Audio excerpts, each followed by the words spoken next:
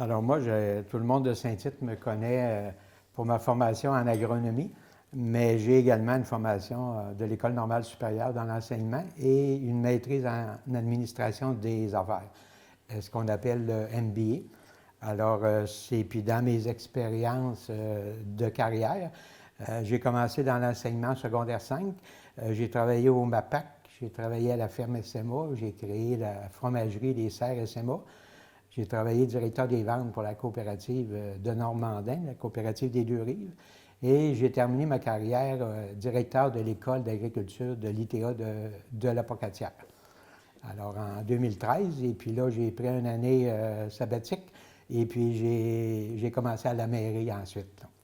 Et si on regarde, vous avez donc fait 2 mandats à la mairie de Saint-Tite-des-Caps. Quelles ont été les réalisations principales que vous avez faites dans ces années-là? Dans ces années-là, dans les réalisations principales au niveau financier, entre autres, on a baissé la dette de la municipalité de 1 million durant cette période-là. On a eu des nouvelles activités de loisirs, dont l'engagement d'une personne à demi-temps. On a travaillé le dossier de la carrière de pierre au lac Saint-Tite. On a réglé la collecte des bouts des fosses septiques de toute la municipalité. On a fait également la politique familiale et un autre mandat sur la circulation pour les enfants au niveau de la municipalité, au niveau sécurité. Au niveau de la MRC, on a travaillé également le dossier d'Internet, qui est avec le gouvernement Legault, normalement en 2022, ça va être terminé. Ce que je suis le plus fier, c'est la convention collective avec l'Arena qu'on a négociée l'année passée, puis également la réduction des taxes municipales par la ville de Beaupré. Alors, il y a une très bonne collaboration de ce côté-là. Puis au niveau du fonds éolien, on a eu 800 000 de subventions pour payer la dette parce qu'on avait fait la glace de l'Aréna sans subvention. Donc, ça nous permet de baisser la dette. Donc, les quotes-parts du territoire de l'Aréna de Côte-de-Beaupré vont baisser en principe au niveau de 2022. La pandémie ne nous a pas aidés, c'est sûr, mais c'est une amélioration très, très, très importante. Au niveau des infrastructures, on a fait le puits d'eau potable. On avait un puits de surface. Donc, la première année, ça a été de faire le puits d'eau potable souterrain. Ensuite, on a acheté la Caisse des Jardins, puis on a vendu l'ancien hôtel de ville durant notre mandat. On a fait une route d'accès pour le parc industriel. Puis, on a organisé une cuisine collective avec 3 compagnies qui ont fait du bénévolat là-dedans, puis une légère subvention de Nouvel Horizon. On a le panneau d'accueil à l'entrée de Saint-Tite qui a été fait. Le monde disait, le monde passe à Saint-Tite, mais il n'arrête pas. Donc, on a fait le panneau d'accueil.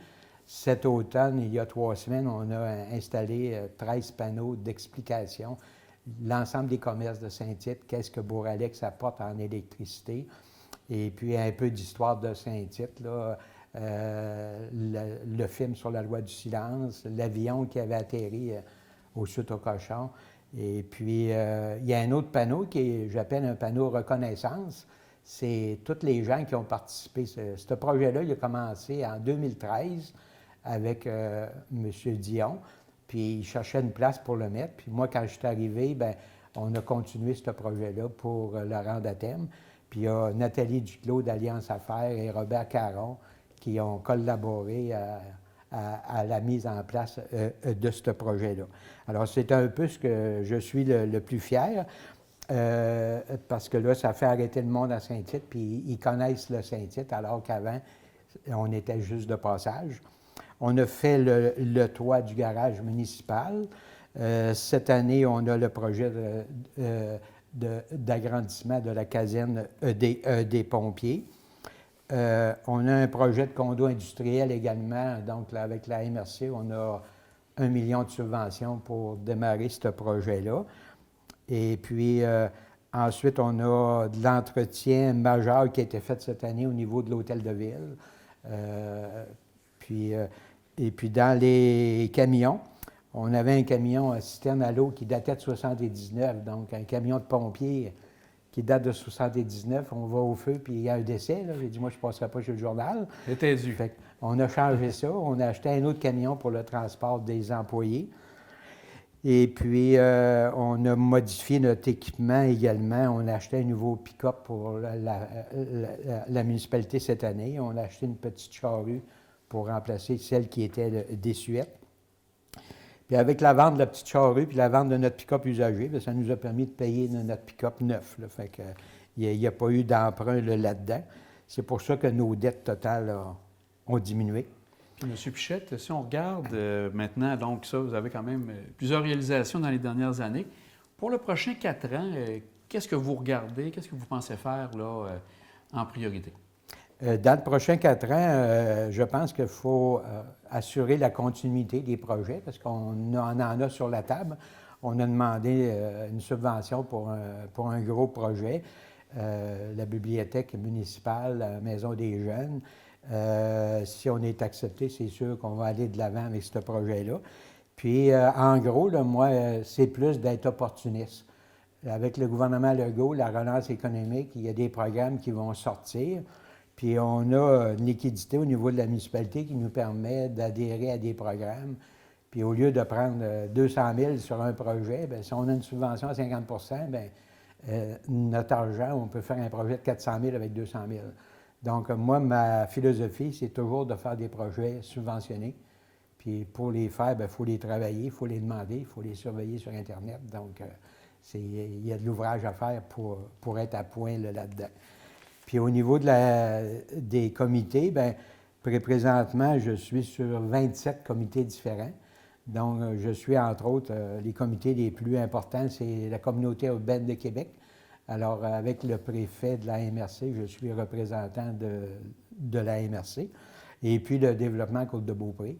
Alors, ces deux comités plus importants, bien, c'est les comités qui bougent le plus, puis qui ont de l'argent, éventuellement. Puis, ça prend de l'expérience pour être sur ces comités-là.